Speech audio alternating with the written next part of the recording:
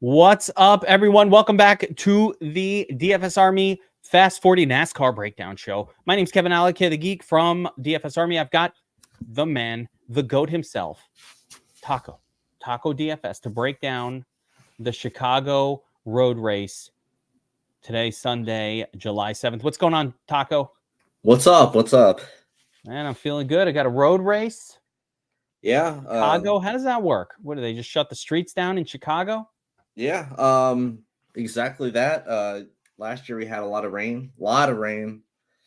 Kind of screwed up this weekend a bit. There's a little bit of rain that should be going over right now, but it looks like come race time, good to go. Rest of the night should actually be a good one. Yeah, the rain kind of dampened things last year. Kind of sucked a little bit. End up with a weird race, especially like the Xfinity race. It got cut by like half. Like there was barely any race going on there. But yeah, super excited about this one. It was a really good race. And yeah, you've got a very unconventional favorite. The guy who debuted with a win here last year, put himself on the map, Shane Van Gisbergen. SVG. Coming in as a favorite here. Probably some inflated odds because Larson does have a lot for him, but we just saw him duke it out with Larson yesterday, and he took home his third straight Xfinity road course race. So that will shake up the slate significantly, having him on there. Implied win odds for Shane Van Gisbergen, 25.7%.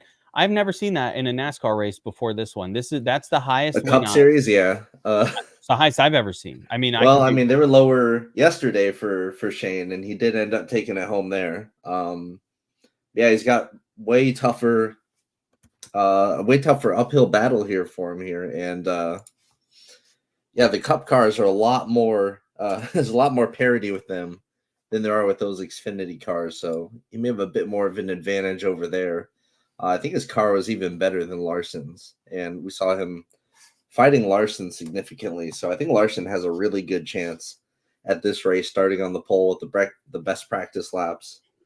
One thing about this track, and we're going to take a look at historical or DK average by start, but Taco, there's only 75 laps to go around. It's not enough to really put pressure on your score.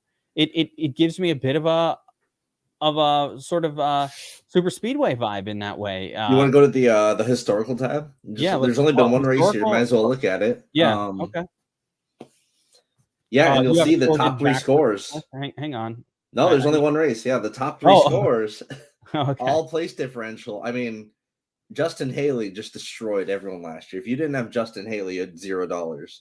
That was it. You're saying it's all place differential, but what I'm looking at is finishing position.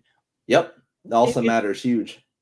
The historical is not going to tell us shit because only one race, and it was rainy conditions, wet tire, all that. Like a lot of nonsense that we're not going to get into this week, but still, with 75 laps to go around, that's not very much.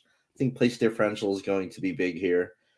Now, will anyone pull a Justin Haley? I seriously fucking doubt it, but it could always happen. Because other than that, you've got Elliott, Cindric. Those are, more reasonable names. Those guys we know are good at the road courses. And, yes, Shane Van Gisbergen, good amount of lead laps and fast laps, won the race. Was right there with like Kyle Busch as far as the place differential guys to go. So, if anyone in the top five has place differential to go with it, that looks like the way to go for the optimal here. It's so skewed to Haley that we're missing the fact that Shane Van Gisbergen, this is the one I want to point out. SVG wins the race, get some lead laps, get some fast laps, not as many as, he could have, but he got some, wins the race, does everything right, only scores 56, and he got a little place diff, mini place diff boost in there, right? And this other guy, let's call it Austin Cindric, who leads no laps, but just started from the back and finished decent in the top 10, massively outscores SVG.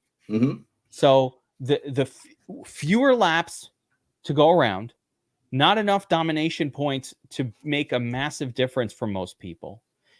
Justin Haley's in the nuts if he gets 0 lead laps and 0 fast laps. He didn't need any of that. That's just bonus. Like, he's so far. He could have finished 10th. Yeah, he could have finished 10th. No lead laps, no fat, and he's still in the nuts. So what he did was irrelevant but let's keep it in mind actually for today, because Justin Haley, I think, has a good starting spot as well. But all play stiff, it feels like, or more so play stiff with finishing position as your keys. Because Shane did get in. You saw the field just got shook up a bunch last year. Yeah. Let's see. I mean, did anybody it really kind of makes sense take a dump? I mean, Denny Hamlin. So the main guy took a dump was Christopher Bell, who dominated most of this race, ended up with a poor finish. I mean, it reminds me a lot of last week. Last week you had Christopher Bell leading most of that race, got took out at the end. It was almost like he wasn't there. It didn't matter. So you have to be able to finish this race. Check that. I mean, Bell leads 37 laps, led literally half the race, got a bunch of fast laps, but, drops back a few spots and isn't even in the conversation for score. Really dangerous. Chastain would have been very chalky. Yeah, I almost want to look to guys that have a lower overall incidence rate. Let's take a quick look at the average by starting position. Again, it's just one race that we're looking at. So we're not going to learn that much here, but let's take a look here. Yeah, I mean, 36-40. Obviously, in this particular race, the guys from the waybacks did really well, and that's going to kind of show up here a little bit. Guys up front, is there a takeaway here other than just we saw what happened last time and we should assume? Compared to a normal week, probably not much whatsoever. Completely different conditions as well. And nobody had any experience at all whatsoever. The only guy with any experience was the guy that ultimately ended up winning the race. He probably has more street course experience than everyone else in the entire field combined. Let me tell you something, Taco. I've got some experience driving the streets of Chicago. Yeah. Yeah. And 100 miles an hour? Not at that speed. I'm talking about there are dangers. Yeah. Even when you're driving slow in Chicago. So, I was just there recently.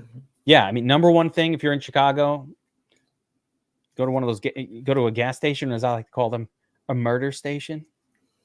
Keep your head on a swivel. In Indiana, yeah, so you save $1 per gallon on gas just across the border real quick. Yeah, maybe drive to Indiana. You save $1 per gallon and you avoid being murdered. I don't know about Northwest Indiana, but it's a lot of the same. There's some murder in Indiana too. Yeah, like if you're going to a gas station, if you need to pit at a gas station, driving the streets of Chicago, that is a very dangerous situation. So just keep your head on a swivel. Over here in Northeast Indiana, pretty chill. Northwest Indiana, a little bit less chill. A little bit less. You would think Indiana should be a place where people are just generally chill. It should be that's what I would think of Indiana. I think of Indiana as a place experience so far. Corn and farms. Farming your corn, yeah. Yeah, like what do people? It's so relaxed. I guess people, you're just sitting around watching the corn grow. What's to do? All right. So the background is play stiff is big. Let's talk about which drivers are good at either. We saw the historical, so I guess we kind of saw who was pretty good last time. But like Austin Cindric, is he just always good at road courses? What about Kaz Gralla? Was he not around? Who's good at road courses? So Cindric came into the Cup Series and was pretty good at road courses his first year in 2022. He's really kind of fallen off since then, but still not a complete surprise to see him end up there. A lot of that race ended up being pit strategy and who got lucky. So I don't want to read too much into last year's. I mean, it's nice. It's nice to see who struggled immensely, who just couldn't drive the shit. And of course, you saw the skill difference that SVG was able to make. He just knew things about the overall strategy of road course racing that put himself in a good spot. And, he knew when to be aggressive and he knew when to just sit back and chill, which may not be the best for fantasy scoring. So it's kind of good to remember that. But, he's coming into this week as a huge favorite for a reason. That experience is going to be nice. Of course, everyone does have that extra year of experience now. And these cars are pretty similar across the board. And, A lot of these guys, I think 80 of these guys raced in the Xfinity race yesterday, so that should also help with just getting familiar with the place. We saw guys like Larson, Gibbs, Nemechek, Chastain, a lot of Cup guys in Xfinity yesterday getting these laps in, getting prepared. So I wouldn't expect it to be as chaotic as last year, especially without the rain in the forecast. I did notice there's a lot of massive place diff guys that are screaming buys. It is making it, I guess I would say, fun because you don't have to. So let me contrast this with yesterday's Xfinity race. Yesterday's Xfinity race, there were like 4 names that you basically had to lock into almost every lineup, right? It was like, yeah. And the difference between the best and the worst cars in the field was massive compared to this week, where it's not all that crazy. Yeah. But the place diff remains. Allmendinger starting 37th. Logano, did he drive yesterday? Starting 32nd. Did he play yesterday? Yeah, he was there yesterday in kind of a shittier car. But he ended up just being fine.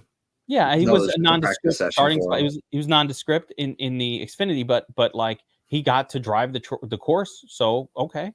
I actually like him decently this week, surprisingly. Usually not a guy you'd figure would be decent at road courses, but just play stiff. Tell me about Joey Hand. Is this a road track sort of ringer? Who is Joey Hand? Well, you can see his finishes back there in 2022. He drove the 15 car for Rick Ware, which is about as shitty of equipment as you could get. So, I mean, the finishes are about as you'd expect. I guess the Road America and Sonoma finishes are decent given the equipment.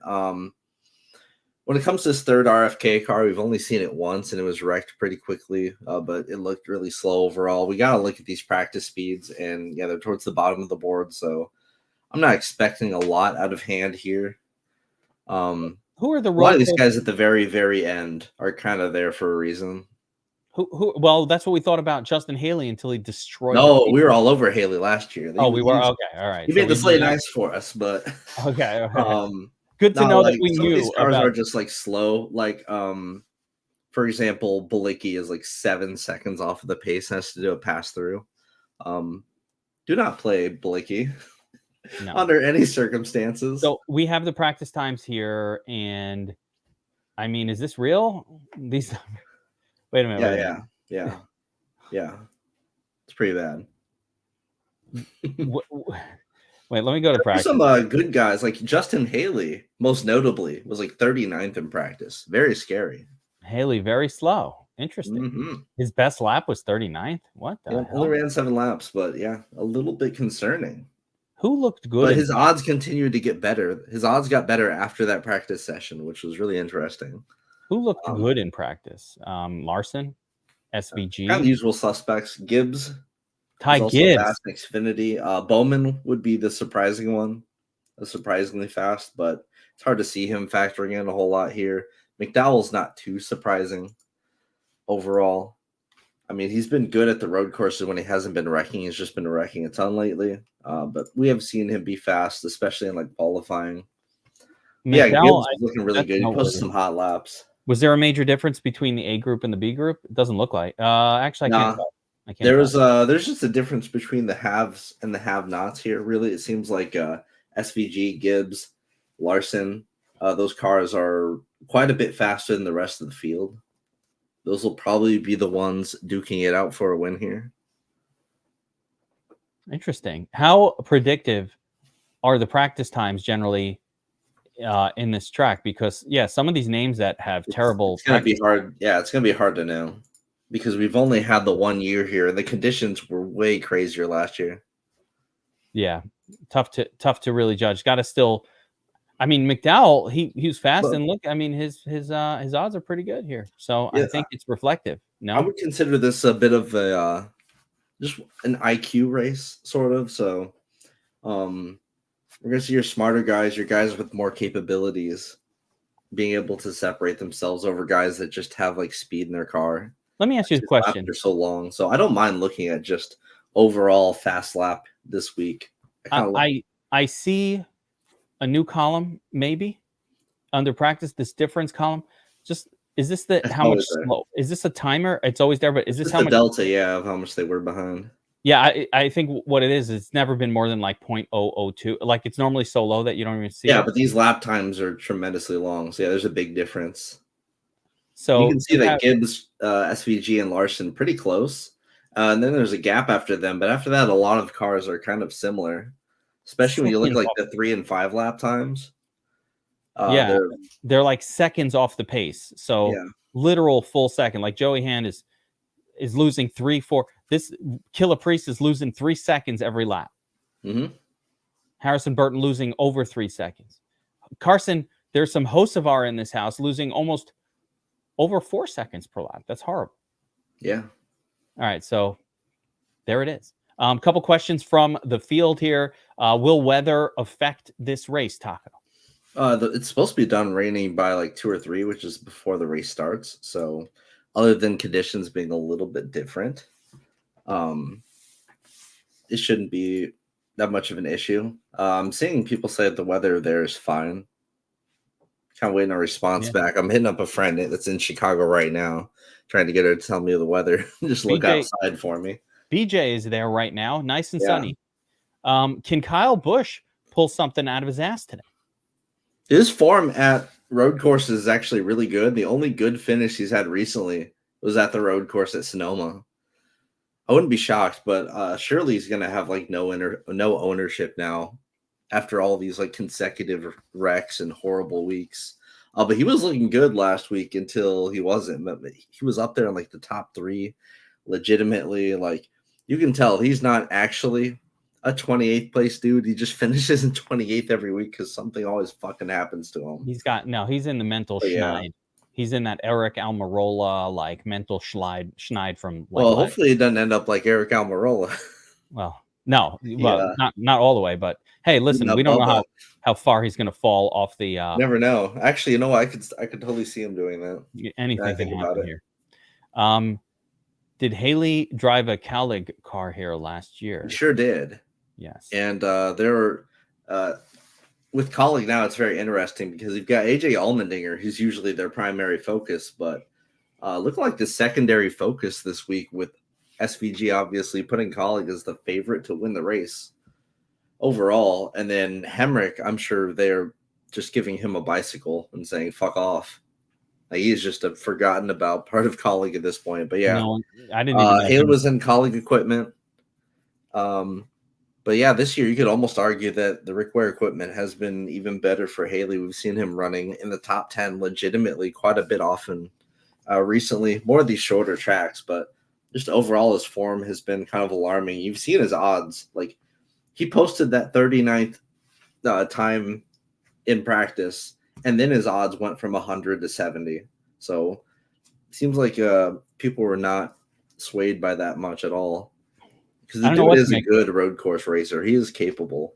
It's really driver skill, right? Above car. Like, you know, the car is important, but driver skill is really, really critical here. Is Chase Briscoe a road course guy? So he is, and he's not. He's shown upside. He's shown upside so many times.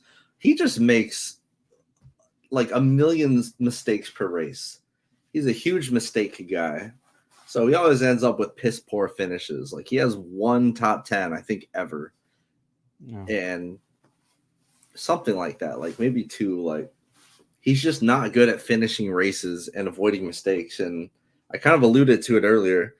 I'm a bit more inclined to just take the guys who are good at avoiding carnage and just playing it safe in a race like this.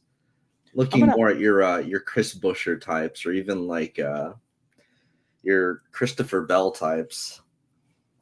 I like the driver rating gained on similar courses area of the research station for, you know, when we get to these sort of unique, hey, left and right turns, it's on a road, it's totally you different. See the major differences, of course. Yeah. Now Shane SVG doesn't being so high. SVD doesn't show a major one because he's only good in this kind of track, and he only shows up for these. Yeah. And then Kyle Larson's just good everywhere, so it doesn't like it's not that dramatic. But I do see, you know, Allmendinger, Chris Buescher, massive. You know, I didn't think of Chris Buescher or Michael McDowell, for example, or Ty Gibbs. Like I really didn't think of these guys necessarily as road course guys. Maybe Busher a little bit. Definitely I had to hit up Will In and put out a underdog play for Chris Buescher, because go to Buscher's finishes or road courses. They have his prop at 11.5, and you'll notice something about his road course finishes. Just scroll to the left and just look at his finishes. You'll see it. Average finish. Here we go. Chris Buescher. Yeah, I mean just look at his finishes, his actual finishes. Where all the way left. Oh, okay. Just road course, Chris Buescher? Yeah, just look at his finishes. This guy's a top 10 machine. Yeah, and his prop is at 11.5 at underdog, which is cool. Yeah, take the under. Where's he starting? He's starting in 16th, yeah. I think so. I think we're going to be dealing. That's like a cash game play for me, just with how he's able to avoid incidents like on the regular. This guy can get it style. He can get it done in tournaments. It's going to be really interesting. So this whole range is really good, though. That's the problem with this slate, is that the everyone 9K and up is like, even like 8K and up is like really good. And then the middle range and into the lower range just all fades. The less good drivers are all starting far enough back that they have relevancy. Yeah, and then the good drivers are all starting in the front. I kind of think I feel like you cannot have more than one of these sort of starting up front guys in the winning lineup. Yeah, maybe you could have like Larson and Bell together or something like that, as long as they finish top 5, because the winning lineup should have at least like 4 of the top 5. Top 5 is not going to do it, Taco. Look at the math here. They Yeah. need a ton they need a ton of Chris Buescher, I guess, starting at the rear, people are saying. So unfortunate, but still, I would say that almost makes him a more interesting play in some ways, because that'll drive his ownership. He started at the rear here in this race last year as well. I think it was also the case at Sonoma. He just finds a way. Let's say Buescher. Yeah, it does hurt him. Let's just do the math. Buescher goes from 16th, finishes 6th. What does he score? Okay, well, yeah, that's tremendous. He'd be like 10? 50. Is it 50? Let me do that for you. Look, I'm just 48.7. Yeah, 48.7. So, and if we go back to last year, 48. That would have been the 6th highest score. Yeah, maybe squeezes into the winning lineup, but not lock button. Yep. So understand that is the challenge of the drivers that are starting like in that zone. That's why Buescher kind of only strikes me as like a cash play, really. Unless he finishes top 3, in which case he will make the nuts, and great. But same thing, McDowell, who is good at road courses, he's starting 3rd. Like if he finishes third, he would need to lead a bunch of laps. There's not that many laps to go around. Yep.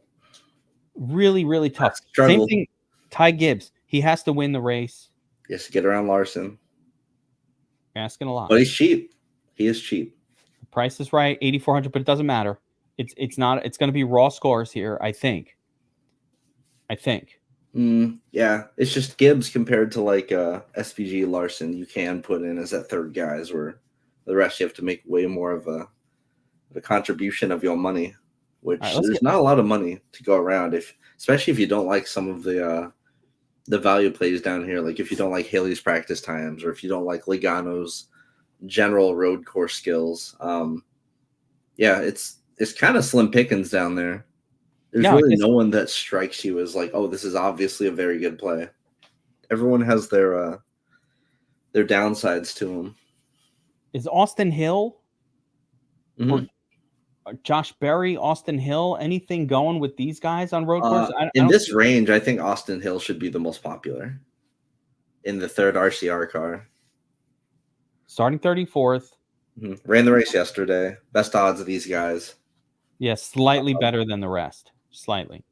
Yeah. I'm trying to find like Josh Berry go from like 200 to 400, which is not a good sign. Then Stenhouse at 500 is pretty rough. And showed the best practice speeds of all these guys too. And it was pretty damn good at the race yesterday. And just not a bad road course racer at all in the lower series. Austin Hill, far and away, kind of better practice times. Yeah, you have some unfriend yous here that don't look too good. Kaz Grala, I noticed him in your notes as somebody. Only interested because this is an actual Fast 40. I don't think we've had an actual Fast 40 since what? Daytona? It's been a while since we had 40 actual drivers. Yeah, so him starting in the dead rear could actually work. I don't know about that, Taco. We see what wins. He's gonna, dead last only works if he can go. He needs to finish in the top 20, to be relevant. So I don't know. Can he do that? I don't know. Top 20. Before we got driver by driver. One other question I have is carnage. Road courses. Has there been carnage here? Is that something we should? There's a good amount of carnage in practice. A lot of the carnage here is not going to be. It's not going to have cautions thrown for it. So you spin out, you got to kind of wait for all the traffic to get by, and then you go on your way. There's no caution thrown, but you've just lost like 30 spots. We saw, like yesterday, we saw guys wreck their car out, but are able to limp it on the pit road. They're just done. Again, not a caution flag thrown. Yeah, they're not guys blow up early in the race. They're driving slow. Here last year. They're driving at a slower speed. This doesn't have the grass. This is but they're driving at a slower speed. The upside for the deeper place differential guys is ultimately this could come down to pit strategy, determining a lot of where these guys finish, especially towards the end of the race. So that's why I still kind of liked Stenhouse a little bit, because he's always taking very aggressive swings at running position just through different pit strategies, which I kind of like. And I'm kind of not so huge on the guys that are right in the points chase. Hold on, let me pull that. The ones that'll be playing for the stages, the stage wins, and not really thinking about finishing and winning the race. So yeah, definitely. Yeah, so those guys right on the cutoff, and that would be your Chastain, Buescher, Bowman, Bubba, Briscoe, Kyle Busch, Josh Berry. That range of people, maybe even Gilliland, Michael McDowell. But especially if they're like right on there, I think that they're going to stay out and just take stage points and sacrifice running position and potential lead laps, dominator points for the next stage, doing that sort of thing. Which is, it's provenly been kind of bad for fantasy scoring overall, being in that position. Much better to be locked into the playoffs, or being so far out of the playoff standings that you just have to gamble for a win. We've seen that pay off before. I like that. All right, let's get into. There we go. I'll span this a little bit. Let's get into the. Let's go a little player by player. We've talked about a lot of these drivers already, so we'll kind of keep it brief at the top here. But right off the bat, I've got your Taco cheat sheet loaded up. And a reminder: cheat sheets for every sport, every race. NASCAR all weekend long, the Domination Station, ownership, everything available at DFSArmy.com. Make sure you're like, subscribe, notification bell, all that good stuff. And you want to get signed up for DFS Army now if you aren't. So if you're watching this, you're not a subscriber, I don't know what you're waiting for. Get in there, get VIP, covers all sports. Promo code TACO supports this podcast and supports Taco and his family. Thank you. Make it happen. All right, so let's get into this. Carl Larson on the pole, starting first. We'll need to finish pretty much top 3 to be in the nuts lineup. There's not enough laps to go around domination, but you think he can hold the pole? And how relevant is that favorable pit stall? Well, in the pit strategy race, it does matter a lot. You saw how important finishing position was. Larson starting on the pole, fastest in 1 lap, 3 lap, 5 lap in practice, was right there with Shane Van Gisbergen yesterday in an inferior car. He should have a bit more of an advantage going up against a colleague car this week. So it's arguable that he should be the favorite here and not SVG, but his odds are obviously inflated for reasons like him just winning yesterday, him winning last year. Makes sense he's the favorite, but realistically, it's more 50-50. It's hard to justify paying so much for him just on a projections point because he's starting first. You can only go backwards. I think Brady has him as like the favorite 5-star play. I've got him more like in line with Bell. I'm willing to say that he is just a touch behind SVG. SVG right now has he's tied with Larson in stage 1 odds. They're both like plus 400 to win stage 1. Which is a pretty good sign for SVG. SVG also has pretty good props overall. Let me check the I've been waiting kind of all day to see the pick 6 on DraftKings. I guess they posted NASCAR stuff the last week, but they haven't been ready. Oh yeah, they just pulled up. So right now on pick 6, they've got Larson leading 28 laps, Giesbergen leading 17 laps, and Reddick with 9, Gibbs with 7, Bell with 5, McDowell with 4. So very bearish on Bell overall. But Bell would be the next person I'd talk about here that's just been in insane form at every track type we've gone to recently. Dominated this race last year. Has looked pretty damn good at all road courses. So a little bit surprised to see that they're so bearish on Bell here overall. But I would still probably play him. He's got a little bit more to work with, and I think the upside is awesome. He's priced better on FanDuel as well. 10 to 1 odds to win. That looks like it to be about 4th best or 5th best in this race. So he might get forgotten. I think another guy who will go forgotten here is definitely Tyler Reddick. Yeah, sort of like the most nondescript, but he's got 8 to 1 win odds. It's really good. I didn't even know he was good at this. Yeah, they went for 9.5 lead laps and 10.5 fast laps. So he's more in line with Larson and SVG in the fast lap prop, at least according to pick 6.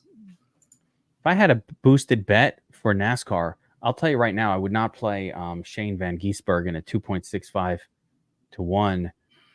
That would not be my bet at all. Well, I was going to say Chris Buescher top 10 was the kind of the move. With him going to the rear, it's a lot shakier now. But there you go, Dixon. Drop maybe. That's Chris Buescher, top 10 finish for your boosted play. That should give you greater than plus, I don't know, 150. Who knows? It was like plus 190 earlier. I'm sure it's going to be lower now. Let's go. And he's got the boost. Let's go. All right. So Christopher Bell, if you didn't have him last week, you were shitting yourself, and then he crashes. All right. But he's been doing that all throughout the last month. So yeah, don't want to fade that. Don't want to fade that. Brady loves Larson. Okay, fine by me. I would just, again, caution that Larson probably needs to finish in the top 3 or 4. He needs to lead a lot of laps. He needs to hit his prop of the 28 lead laps and 14 fast laps. And still not finish, 10. And not pull a Bell from last year and do all that and then just finish poorly and not matter. Shane Van Giesbergen, I just want to mention, over 50% ownership projection. That is bananas. And, anytime somebody's going to be that high owned, there is certainly merit. If he doesn't finish top 5, if he, something happens, certainly not going to pay off. And he probably needs to finish probably in the top 3, Taco. It could be a touch lower because we are seeing the odds and the props drift a bit more in the favor of Larson, at least compared to where they were like early this morning. But yeah, he's hype. He's so hype. He's won 3 straight Xfinity races on road courses. Won yesterday. Won here last year. He should be overly owned. I am to be under the field on him. Yeah, there you go. Again, at 57%, I'm just in NASCAR. I'm always going to be a little under on something like that. Yeah, and we talk about Reddick. I think Reddick is the perfect opposite guy. If he great pivot. Yeah, I mean, like, no one's playing Reddick, and if he just does a Christopher Bell and just all of a sudden he's leading the race, and you're like, oh fuck, I didn't play him. So I want to get a little bit of exposure there, just because he's 8 to 1. The odds makers really like Christopher Bell, Taco. I mean Tyler Reddick. I'm sorry. They really like Reddick. All right, little play stiff group here. Stud play stiff guys. Yep. We got 5 of them really that are here for the place differential. All good road courses too. That's why they're priced this way. So yeah, they're priced up. Good drivers. These guys some real upside this week. What I like about this group, Taco, and what I've been thinking about this a lot is you can't just play them all. So you're gonna have to mix your shit up. Mm-hmm. You got to mix it up. You can't play them all. So plant some flags. Yeah, or not plant flags and just mix them up. Don't plant flags. I'm not planting shit. Maybe AJ Allmendinger would be a flag plant, but Chase Elliott. Let's start with him. He's good at road course. He used to be known for this. Short track guy, good at road courses, good at everything. Is he still good at road courses? How's he been doing lately? Yeah, he's been outshined by guys like Reddick as of recently, but even despite his poor form, he's been fine. He's gone from winning all the road course races in the last gen car to being a 5th place dude, which isn't too bad. Starting 18th, he has some upside. His implied finishing position on pick 6 is 9.5. Not really expected to lead many laps, or he has a 4.5 for fast laps. That's not really in the cards for him, but from 18th to 9th, that's all right. That's fine. I don't know. He has top 5 upside. Yeah, you're not winning if he goes to 9th. Again, 18th to 9th is that 38-point performance that is great, but not going to do it. Yeah, he's a tier up from Byron and Truex here, just overall in speed, but they are starting a bit farther back, so it kind of evens them out. Does Truex give a shit anymore? He announced his retirement. Yeah, I mean, he hasn't shown any signs of him not racing hard. Okay, just checking. I remember after now Harvick, he was just chilling by the end there. He didn't care anymore. Truex is still somewhat competitive. How'd you know I was going there with Harvick last year? But that's kind of what happened. It was pretty apparent. Yeah, it was that's what happened last year, and it was all right. Also, his team is shit. Is where JGR is arguably the best team in NASCAR. So I mean, he's still got a lot. He's got some work to do. He's in the playoff hunt and all that. Willie Byron going to the rear, fix the power steering. Yep. Can he do enough to get there? Yeah, absolutely. Starting 27th, he's been able to overfinish a lot at road courses recently, and he's on the right he's on the right team. Let's see his implied finish. It's probably it's 12.5, which is fine. 27 to 12, not a bad score at all. He's got a really good floor, I would say. Yeah. The dinger. Even some ceiling, I guess, because all his top 3 finishes recently at road courses. Look at what happened last year. All these guys who were 27, you were just playing them for play stiff, ended up leading laps. Yeah. It wouldn't blow my mind if Willie Byron figured out how to get there. He led here last year, did he not? Yeah. Did he lead a lap last year? I want to keep looking at that. No, he's led the most laps at road courses this year. And overall, in the next gen car, he's averaging the most lead laps at road courses. Similar spot. There is a flag plant. This guy, AJ Allmendinger, you want to talk about a flag plant? There is a flag plant, and it is the Dinger. The only negative to the Dinger is 60% owned for good reason. I can think of one more negative. His name is Shane Van Gisbergen. And does Shane Van Gisbergen psych out the Dinger? He fucks with his head. No, look at the team they're on. Oh, so you think SVG got the better car? I think they're all inning on Shane Van Gisbergen, so that's why I've tempered my expectations for Allmendinger a little bit. But starting 37th and with his skill, he's still clearly he's one of the best projected plays on the entire slate for pretty obvious reasons. Even if he's projected for the most fantasy points on FanDuel, just straight up. What does he score if he finishes in 15th? It should be pretty good. It's 15th, that's 50. Yeah, we have that tool exactly here. 50. 15th. It does not have the best day. Oh, yeah. 15th. And he's finished top 6 in his last 4 road courses. There you go. But he has a shitty day. One of them with SVG at Coda, but the other 3 were not with SVG. You got to figure that he's getting the secondary equipment there at Colleague, and the practice times were not there. He's 26th on the board, so very concerning. But still, yeah, if he just gets in the top 20, that's fine. Top 15, you're probably smooth sailing. And I think he's certainly capable of that just with his driver skill. Pull up. I can pull up the tool, but we have a tool here, the Nilly tool, that shows you what that number would be, but I have to click a bunch of buttons. The point is, even at 15th, he's scoring about a 40, maybe a 42. Scoring a 50. A 50, there you go. So he is in the nuts, just, getting to 15th place, which means it's understandable why he's going to be so high owned and, faded at your peril, I would say. I would you be more comfortable fading Dingo or SVG? Yeah, I'd probably be more comfortable fading SVG because there were just way more situations in which he would score poorly. I agree, especially with the lack of experience. I think the difference to me is SVG can finish in 4th or 3rd place and not be in the nuts, where Allmendinger needs to finish like 20th or worse than 15th. So it's just a really different scenario, where SVG can have a great race and just still not be in the nuts, where Dinger just, for him not to get there, he has to have something bad happen. He has to not run into anyone. Yeah. Which sometimes is a struggle, but Buescher starting from the back, but a top 10 machine starting 16. We should have scored from the back. He's not, though. Not scored from the back. No, scored from 16th overall. Will need to finish top 6 to be in the conversation. It's probably going to be in the top 10, though. And it's a good bet. It's probably going to be 9th or 10th. Yeah.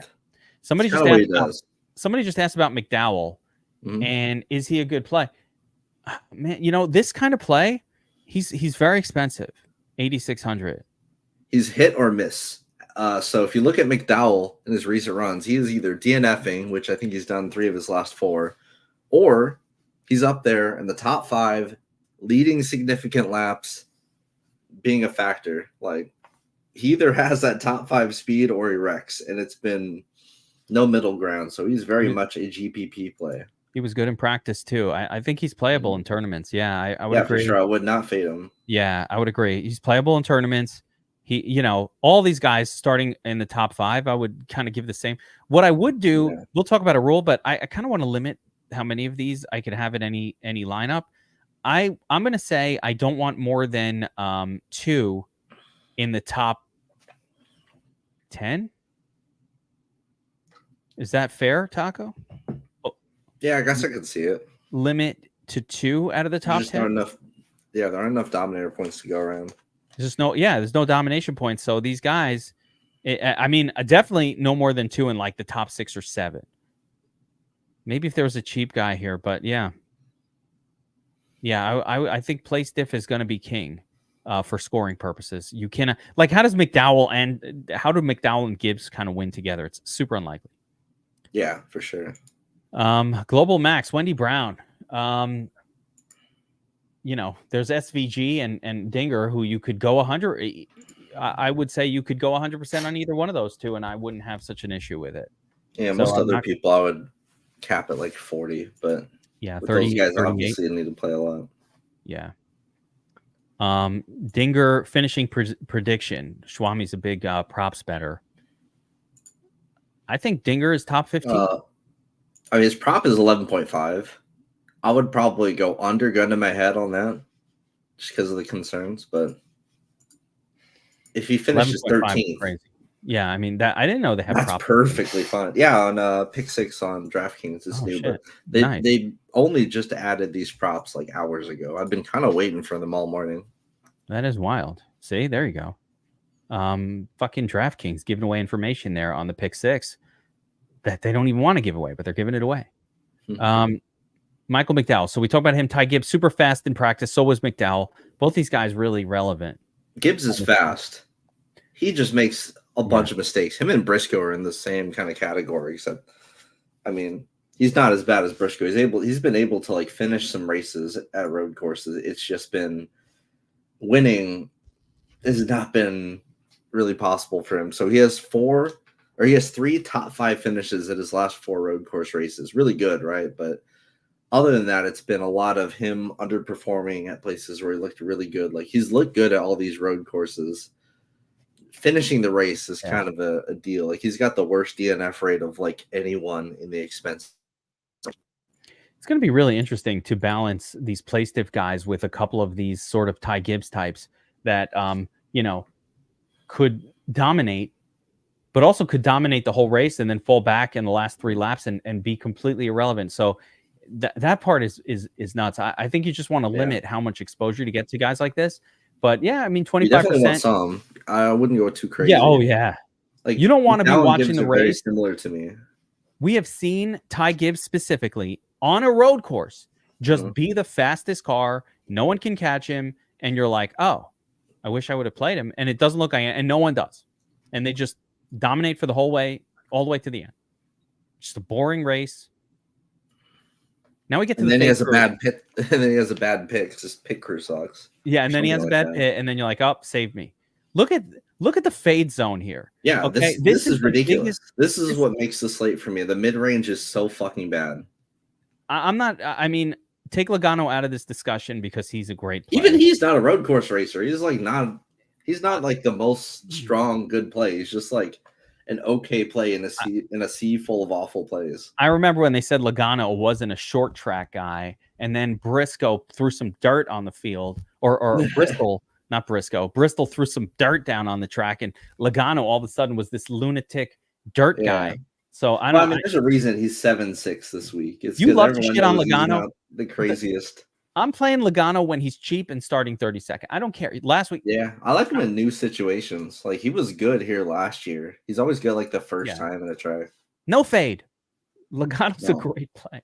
But all these other guys, you have a fade / GPP out on Blaney, on Kyle Busch, on D. Ham. These are great drivers. I can't be doing complete fades on these guys because it's one of those races where anything could happen. But I mean, all of them have huge things going against them. Every single one of them. Like, Chastain was garbage in practice. He was so bad. He dropped all the way down to 70-1. And he's been good at road courses. But don't like that. Kyle Busch, mental case. Cindric, I just hate Cindric. Bowman looks like a fucking awful play as always. Just doing what he always does, overqualifying, being $7,000 and just having no path to the optimal. Briscoe Suarez wrecks every time. Keselowski going to the rear, starting 10th, hates road courses. Joey Hand in a dog shit car. Like, there's it's so easy to make the cases against these guys. The only one would be Logano, and even Logano is not like the craziest play. He's just the only okay play in this whole range. Well, the fact that the whole 8 to 7K range is kind of ass outside of Logano, who I love, pushes us down to needing to play a lot of guys from the next level down here. So just, I know we just breezed through this whole group. Just hate Cindric. I said a lot of negative. I'll say 2 positive things. Yeah, give me some positive. Kyle Busch has been in really good form at road courses, and the Sonoma race was the only decent race he's had recently. And with Denny Hamlin, his odds have gotten quite good. I think it's just off a namesake, honestly, but at 8K, 20-1, it does stick out reasonably well. Just getting Hamlin at 8K is just crazy. It's Denny Hamlin. Like, these are good names. Ryan Blaney, 17. Is Blaney terrible? Oh, he has to go to the rear, suspension. Oh, yeah. Okay. Kyle Busch, terrific at road courses, but horrible just mental state. When does that change? I don't know. Remember last year, that was the Chase Elliott thing last year, and he never got over it last season. It just was always kind of weird and terrible. All right, so moving on, we've got some big star plays here, right? So we get past sort of the fadey zone / kind of gross outside of Logano zone, and we get to Gilliland and Justin Haley, who you love. Tell me about these two. Why do you like them? Taco, you're on mute, just in case you didn't know. I don't know if I lost him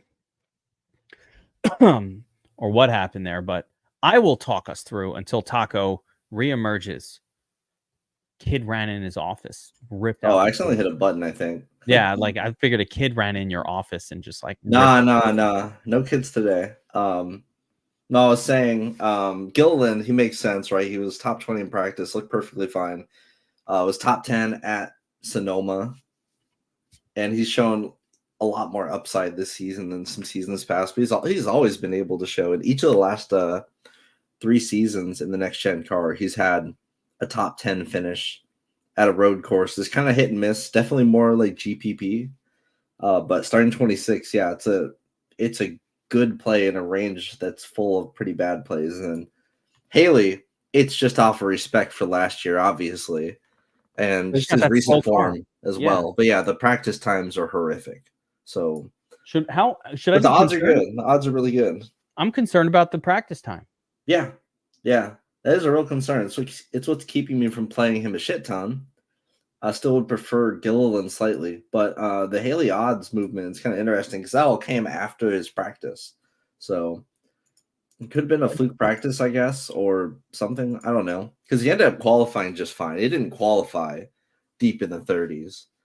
He only ran 7 laps as well. So who knows with that, but maybe that's the reason. Odds. His car is pretty good. 7 laps is not that little for a road course. I mean, I feel like that's a lot. That's plenty.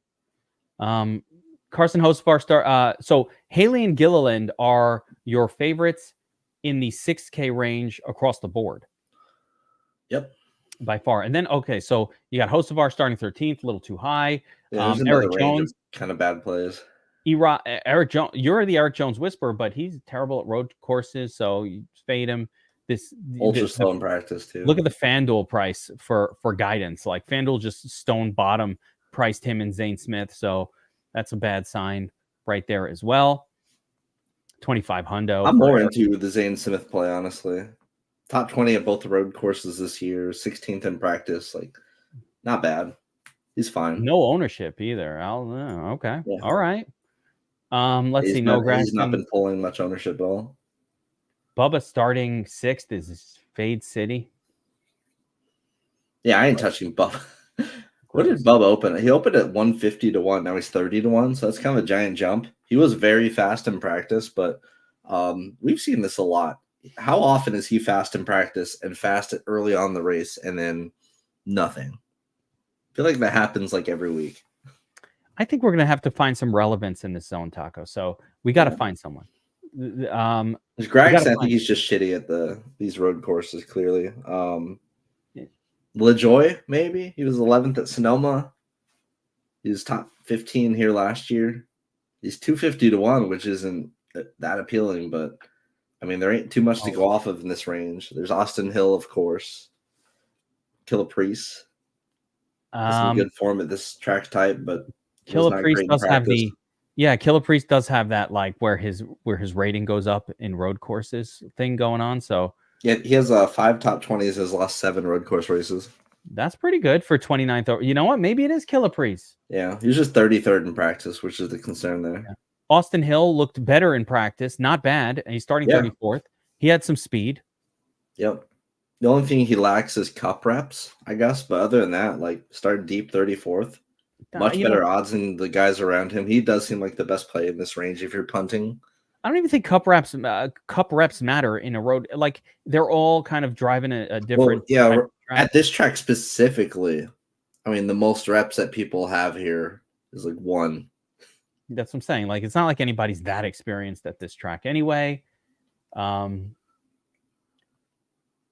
Ricky Stenhouse, who I thought was not bad at this style of, like when it gets a little different out there, but the odds makers don't agree. 500 to 1. It's pretty gross. 33rd overall.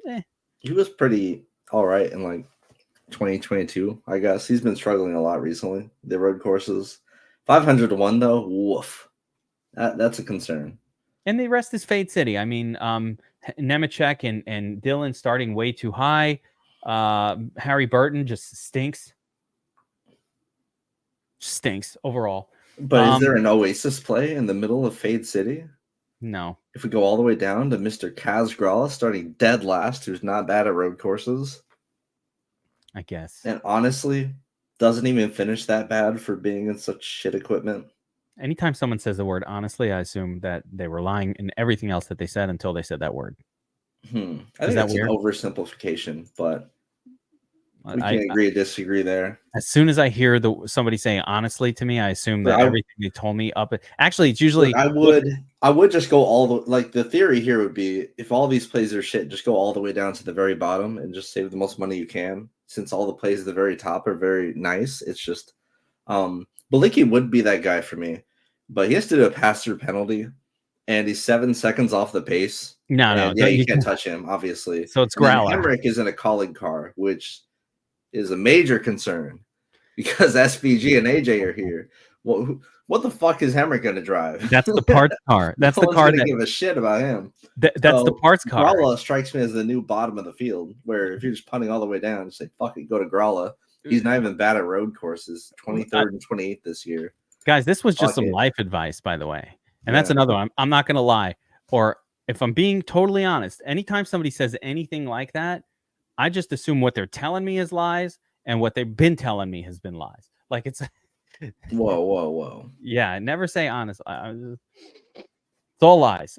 So I just flipped over to Brady just to see kind of his takes, especially on these low guys, and really similar to what you just said. Zane Smith, a little interest there.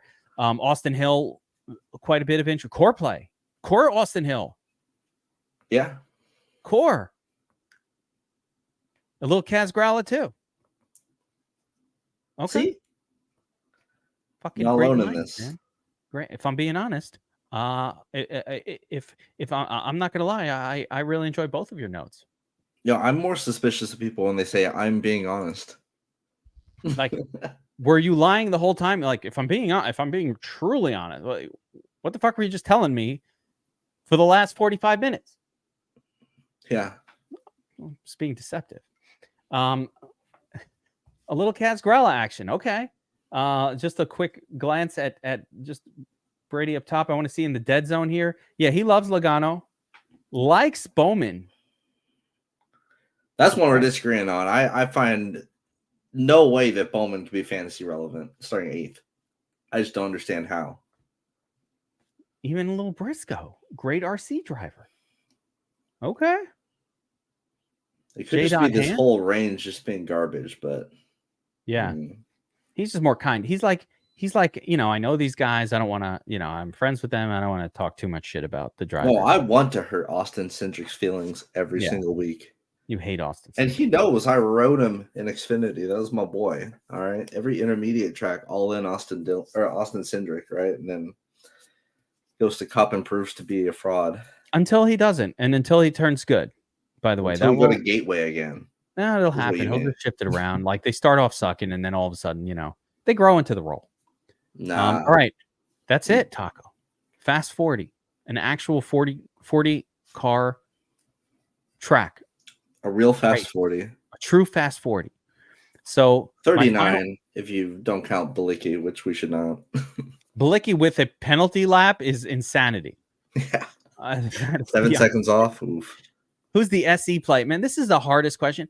So what is an SE plate? I feel like it would just be Reddick. I mean, Reddick, could it? I was going to say lowest like of the 9-10K guys. McDowell upside. Yeah, McDowell too. That's a great one. Your SE plays like not using Larson. Your dominators that aren't Larson and SVG. Yeah. Somebody different. If you're just making one, might as well. Everybody's made. Let me put it like this: a little DFS. No, do not play. Unclick him. Unfriend him. But that is so. Yeah. Unfriend him, dude. Unfriend that. I should have given a projection. Like honestly. But did you zero him? I don't think he could score negative even if he just parked lap 1. Yeah. But should have given a 0. Jeremy, what is the Nemechek love? This dude is starting way too high. I don't think so. I mean, I think that's not even single. Am I crazy? Is Nemechek relevant at all? He went from 400 to 150 to 1 because he qualified so well and was like good in practice. But starting 12th, I don't know how maybe he maintains. You know what? I'll allow it, Jeremy. I'll allow it. Why not? In single entry, fuck it. But you don't really need to get cute anywhere else. Yeah, I mean, if he's at 5,500, if he finishes 7th or 6th, shocks the world. That's the nuts. But that would be a world shocker, I think, for him to get there. I'm just rolling through Brady just to see the differences. But yeah, that'll do it. So I think the way that this track goes down is no more than 1 or 2 from the top 10. And then you want those play stiff guys in there, getting it done for the most part. And if you want to get kind of SE crazy, I guess, a little single entry style, then yeah, it's the guys you're playing from that top group aren't Larson or SVG. Christopher Bell, Reddick, McDowell, or Gibbs. Somebody who's not 50% owned is going to be the better way to go. I just a quick thought on single entry and what it is. If half the field are making lineups with Larson or SVG, half the field, you've got to beat what 30,000 lineups that are unique with that name in it. So your better bet in single entry is to cut off 50 even set. If you don't play Dinger and SVG, you're just competing with like 20% of lineups that don't have one or the other of those guys. So yeah, they have them for a reason, but it's also NASCAR and shit happens. So that's the final thought. Guys, like, subscribe, notification bell.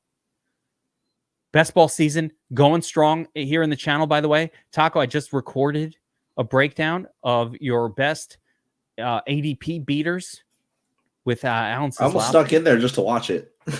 Jump in on it. It's good times with Sislowski.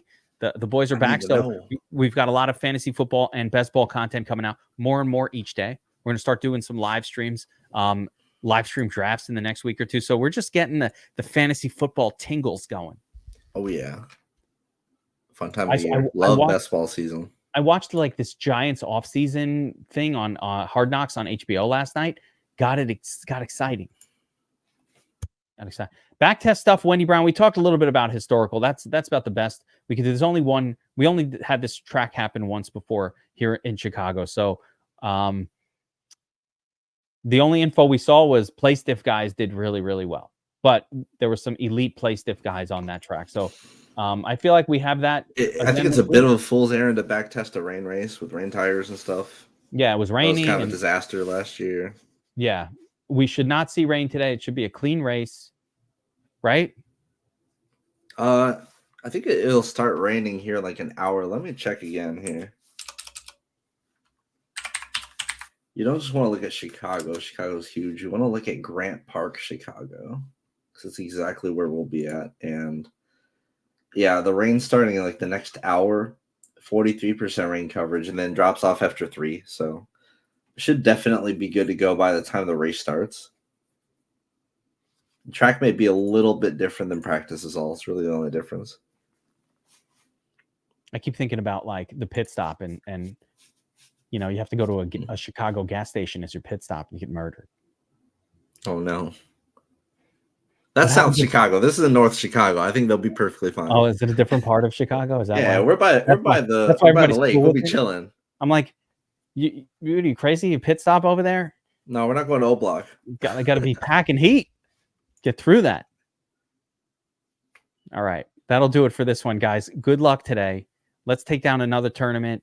NASCAR has been spectacular this season, and I love seeing the different DFS Army names sending out swag bags and taking down tournaments. I've seen long-time names the last few weeks win tournament with 3K, 5K. Numbers that keep you going.